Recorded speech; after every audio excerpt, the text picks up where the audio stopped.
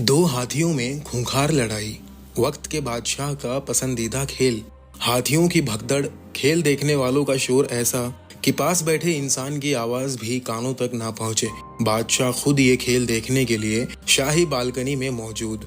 अचानक फिर एक हाथी ने मैदान छोड़कर भागना शुरू किया तो दूसरा हाथी गुस्से से बेकाबू होकर दर्शकों की तरफ दौड़ा। हर कोई खौफ से इधर उधर भागने लगा और बादशाह का दिल भी दहल गया। कोई नहीं जो उस हाथी को रोक सके।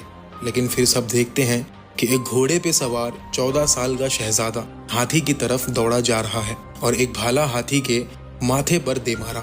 हाथी गुस्से से लाल हो गया और अपनी सूंड से शहजादे का घोड़ा गिरा दिया और शहजादा घोड़ा गिरने से पहले ही घोड़े से कूद गया। हाथी और शहजादे की इस शानदार लड़ाई में 14 साल का शहजादा जीत गया।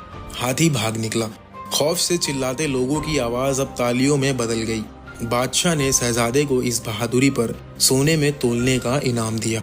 नॉलेजियत चैनल में आपका स्वागत है। वीडियो पसंद आए तो लाइक ज़रूर करें और चैनल को सब्सक्राइब करना ना भूलें। आज के इस वीडियो में हम आपको बताएंगे कि गुस्से से लाल हाथी से लड़ने वाला 14 साल का शहजादा औरंगजेब आलमगीर कौन था और किस तरह औरंगजेब ने इंडिया पर राज किया। मुगलिया सल्तनत में एक फारसी कहावत मशहूर थी, या तख्त या ताबूत। शाहजहां के 4 बेटों में छोटी उम्र से ही सल्तनत का सुल्तान बनने का मुकाबला था। शाहजहां अपने सबसे बड़े बेटे दारा शिकोह को अपना उत्तराधिकारी बनाना चाहता था, लेकिन वहीं औरंगजेब का यह ख्याल था कि वो सल्तनत का सुल्तान बनने में सबसे काबिल और तेज है।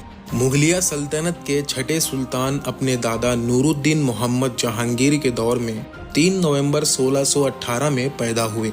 औरंगजेब शाहजहां के तीसरे बेटे थे और इनकी मां मुमताज महल थी। बचपन में ही इन्होंने इस्लामिक स्टडीज करी और हैंड राइटिंग में महारत हासिल कर ली और तुर्की अदब भी सीखा।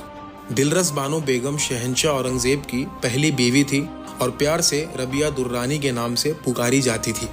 दिलरस बानो ईरान के शाही खानदान की शहजादी थी। औरंगाबाद में बीबी का मकबरा शहंशाह औरंगजेब ने दिलरस बानो की आखिरी आरामगाह के तौर पर बनवाया था। रहमतुन निसा बेगम, जो नवाब बाई के नाम से भी मशहूर है, शहंशाह औरंगजेब की दूसरी बीवी थी। औरंगाबादी महल साहिबा औरंगजेब की तीसरी और आखिरी बीवी थी। औरंगजेब आलमगीर के 5 बेटे थे, बहादुर शाह, सुल्तान मोहम्मद अकबर, मोहम्मद आजम शाह, कामबख्श और मोहम्मद सुल्तान, और 5 बेटियां भी थी। औरंगजेब ने किस तरह तख्त हासिल किया, इसके बारे में जानने के लिए नीचे कमेंट्स में हमें ये जरूर बताएं। हम इस पर एक और वीडियो बना देंगे। अगर इसी में बताएंगे तो वीडियो काफी लंबी हो जाएगी। तख्त हासिल करने के बाद औरंगजेब ने क्या इकदामात किए, इसके बारे में जान लेते हैं। सबसे पहले औरंगजेब ने हिंदू और मुसलमानों की फजूल रस्में खत्म की और खूबसूरत मकबरे बनवाए। कव्वाल, ज्योतिषी, शायर को रोक दिया गया। शराब, भांग जैसे नशे बंद करवा दिए गए और बादशाह को सलाम करने का इस्लामिक ट्रेडिशन कायम किया गया। किसी के आगे सजदा करना और हाथ जोड़ना बंद कराया गया। सिक्कों पर कलमा लिखना भी बंद कराया गया। खाने की चीजों पर हर तरह के टैक्स को हटा दिया गया। कहा जाता है कि औरंगजेब बहुत धार्मिक, परहेजगार, बुद्धिमान और बहुत ही बेहतरीन व्यवस्थापक था। उसने सल्तनत के खजाने से एक पैसा भी अपने खर्च के लिए नहीं लिया था। कुरान लिखकर और टोपियां सीकर अपना गुजारा किया करते थे। मुगल बादशाहों में औरंगजेब अकेला बादशाह है जिन्होंने कुरान को पूरा याद किया है। ये बातें हम अपनी मर्जी से नहीं बता रहे, ये आपको पुरानी किताबों में मिल जाएगी। जैसे कि एक किताब है Aurangzeb the man and the myth by Audrey Truschke. ये एक अमेरिकन हिस्टोरियन है, आप ऑनलाइन इसे पढ़ सकते हैं। टॉपिक पर वापस आते हैं। औरंगजेब ने पढ़ाई लिखाई के साथ साथ घुड़सवारी, तीरंदाजी में भी बहुत महारत हासिल की है। औरंगजेब के हाथों से लिखी हुई कुरान का एक हिस्सा आपको लाहौर में बादशाही मस्जिद में मिल जाएगा। औरंगजेब एक सच्चा मुसलमान बादशाह था। सख्ती से नमाज पढ़ा करता था और हफ्ते में 3 दिन उपवास रखता, यानी कि रोज़ा रखा करता था। इन पूरी बातों का मतलब ये है कि औरंगजेब काफ़ी धार्मिक थे, हर वक्त इबादत में रहा करते थे। औरंगजेब ने 1665 में आसाम, कच्छ बहार और चिटागोंग फतह किया और पुर्तगीज फिरंगियों को शिकस्त दे दी। और भी बहुत सी लड़ाइयाँ उन्होंने लड़ी जिनमें उन्हें फतह हासिल हुई और मुगलिया सल्तनत पूरे इंडिया में फैलती चली गई। इंडिया के पहले प्राइम मिनिस्टर जवाहरलाल नेहरू अपनी किताब डिस्कवरी ऑफ इंडिया 1946 में औरंगजेब को एक मजहबी और कदामत पसंद शख्स के तौर पर पेश करते हैं। कुछ का मानना है कि औरंगजेब एक जालिम शहंशाह था।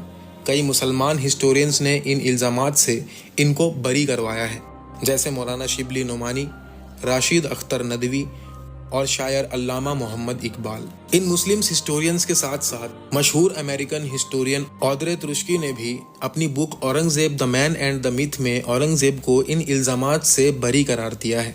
ऑद्रे तुर्की ने अपनी किताब में बताया कि ये ख्याल गलत है कि औरंगजेब ने मंदिरों को इसलिए गिराया कि वो हिंदुओं से नफरत करता था। ऑद्री के मुताबिक ये एक गलत फहमी है कि औरंगजेब ने हजारों मंदिर को गिराया। उन्होंने कुछ ही मंदिर गिराए थे जिसके अपने अपने कुछ रीजंस थे। उनके दौर में ऐसा कुछ नहीं हुआ जिससे हिंदुओं को तकलीफ पहुंची हो, बल्कि औरंगजेब की सल्तनत में कई बड़े बड़े ओहदों पर हिंदू बैठते थे। कई जगह ये कहा जाता है कि हिंदू पर औरंगजेब ने जिजिया टैक्स लगाया, जो किसी मुल्क को फतह करने पर दूसरे मजहब के लोगों से लिया जाता है, लेकिन साथ साथ मुसलमानों पर भी ज़कात का टैक्स लगाया गया। तो ये चीज़ें भी सिर्फ हिंदू के लिए नहीं बल्कि मुस्लिम्स पर भी लगाई गई थी। अमेरिकन हिस्टोरियन ऑद्रे तुर्की अपनी किताब में ये भी लिखती हैं कि इसके जिम्मेदार अंग्रेज़ हैं जो डिवाइड एंड रूल को बढ़ावा दिया करते थे। राशिद अख्तर नदवी अपनी किताब औरंगजेब में लिखते हैं कि यकीनन औरंगजेब ने अपने बूढ़े बाप से ताज छीना, उसने यकीनन अपने बाप को कैद भी किया और भाई से जंग की, लेकिन कब? सिर्फ उस वक्त जब वो उसके नेक इरादों में रुकावट बने थे। हिस्ट्री के इतनी किताबों में औरंगजेब के बारे में लिखे जाने के बावजूद बहुत से लोग औरंगजेब को एक अच्छा शहंशाह नहीं मानते। औरंगजेब ने 49 साल तक 15 करोड़ से भी ज्यादा लोगों पर हुकूमत की है। इन 49 सालों में औरंगजेब ने 16 साल दक्कन में गुजारे। इनके लश्कर में 5 लाख फौजी, 50,000 हाथी और 30,000 ऊंट शामिल थे और कई तोप खाने भी बनवाए। और कहा जाता है कि औरंगजेब के दौर में भारत दुनिया का सबसे ताकतवर देश हुआ करता था। औरंगजेब आलमगीर अहमदनगर में बीमार हुआ और 3 मार्च 1707 को 90 साल की उम्र में मर गए और खल्दाबाद में उन्हें दफनाया गया। ऑद्रे तुर्की लिखती हैं कि औरंगजेब को कच्ची कब्र में महाराष्ट्र के खल्दाबाद में दफन किया गया और दिल्ली में लाल पत्थरों का मकबरा बनवाया गया। औरंगजेब के मर जाने के बाद उनका सबसे बड़ा बेटा बहादुर शाह अव्वल सल्तनत का शहंशाह बना। बस यही था आज के इस वीडियो में। हमने इस वीडियो से किसी को भी तकलीफ पहुंचाने की कोशिश नहीं की है, और अगर किसी को तकलीफ इस वीडियो से पहुंचती है तो हम उसके लिए तहे दिल से माफ़ी चाहते हैं।